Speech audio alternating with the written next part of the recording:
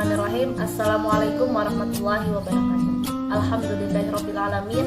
Puji syukur kehadirat Allah Subhanahu wa Ta'ala, yang mana berkat rahmat, taufik dan hidayahnya jualah kita dapat melaksanakan diskusi online kembali.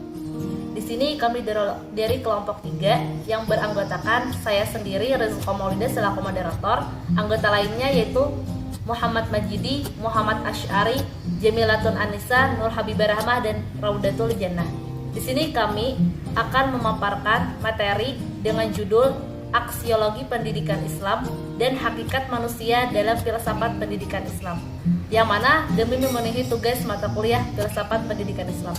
Untuk selanjutnya saya serahkan kepada pemateri untuk memaparkan materinya. Terima kasih. Terima kasih kepada moderator yang mengizinkan kami menyampaikan materi. Saya sebagai pemateri pertama. Kali ini tentang pembahasan bab 2, pembahasan A. Pengertian aksiologi ialah nilai kegunaan ilmu. Sedangkan secara istilah, aksio ialah aksios, nilai dan kata. Sedangkan logos berarti teori. Aksiologi berarti teori tentang nilai. Menurut Bramel, aksiologi terbagi 3, yaitu tindakan moral, ekspresi keindahan, kehidupan sosial politik. Aksiologi pendidikan Islam, ajaran Islam yang merupakan perangkat sistem nilai pedoman hidup secara Islami. Sedangkan nilai-nilainya yang harus diambil dalam kurikulum pendidikan Islam diantaranya mengandung petunjuk akhlak, mengandung upaya peningkatan kesejahteraan hidup manusia, berusaha hidup meraih kehidupan yang baik, memadukan antara kepentingan dunia dan akhirat. Terima kasih. B. Aksiologi ilmu pendidikan sebagai nilai kegunaan teoritis. Kegunaan bagi ilmu teknologi. Hasil ilmu pendidikan adalah konsep ilmiah tentang aspek dan dimensi pendidikan sebagai salah satu gejala kehidupan manusia.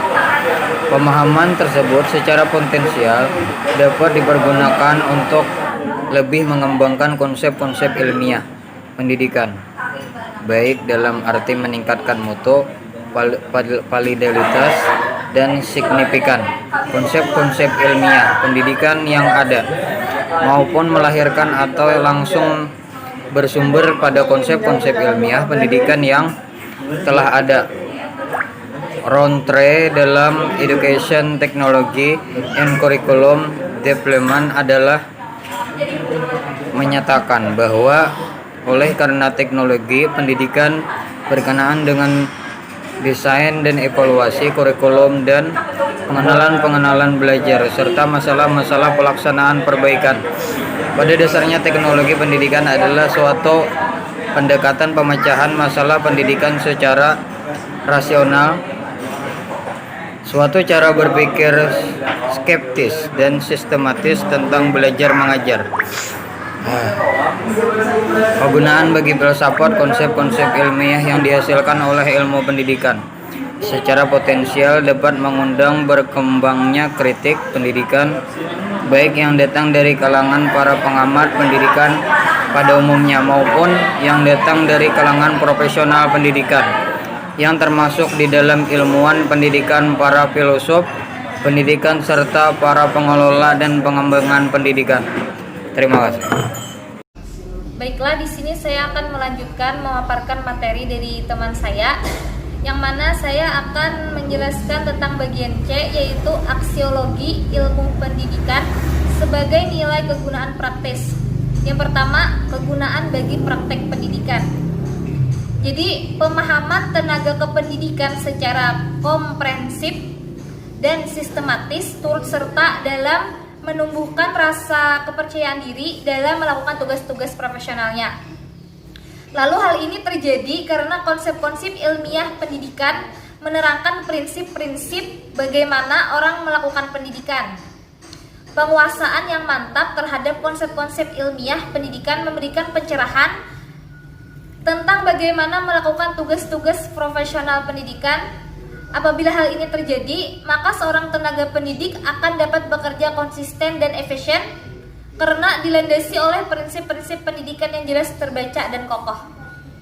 Selanjutnya, kegunaan bagi seni pendidikan. Di samping memberi kemungkinan berkembangnya teknologi pendidikan, penerapan konsep-konsep ilmiah tentang pendidikan dalam praktek dapat pula memberi peluang pada berkembangnya seni pendidikan.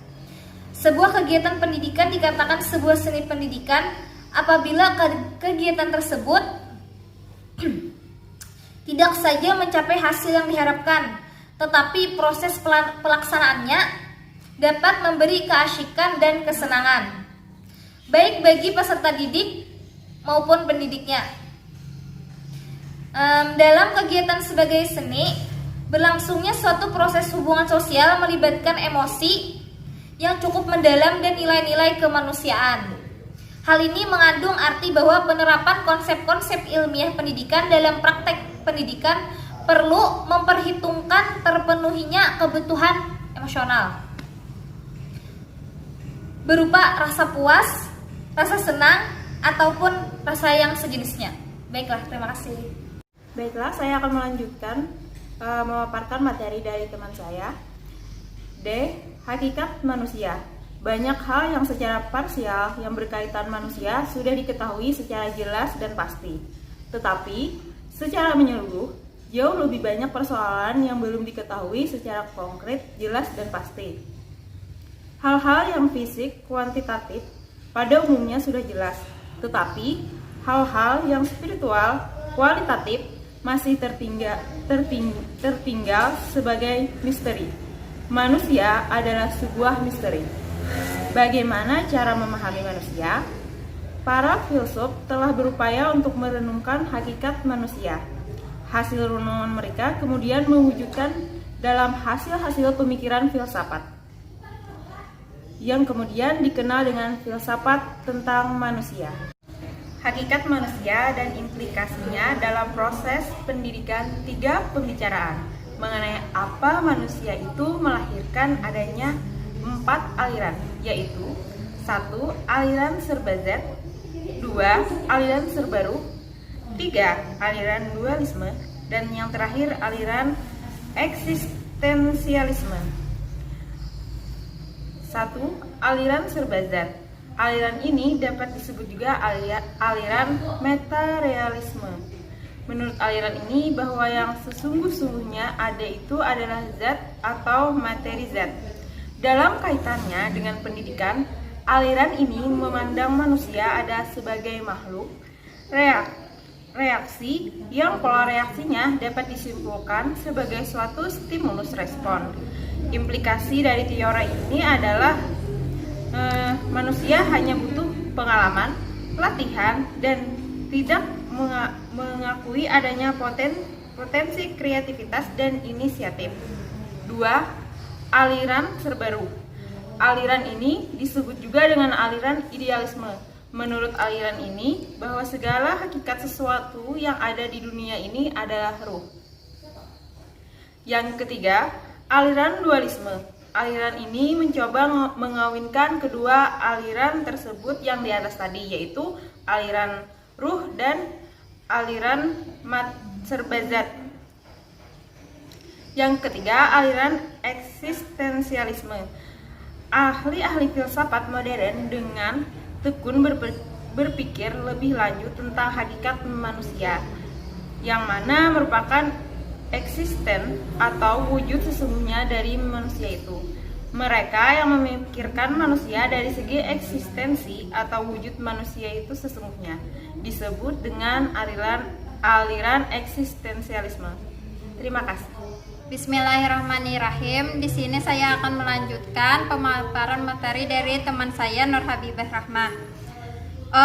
Pandangan filsafat pendidikan Islam tentang hakikat manusia.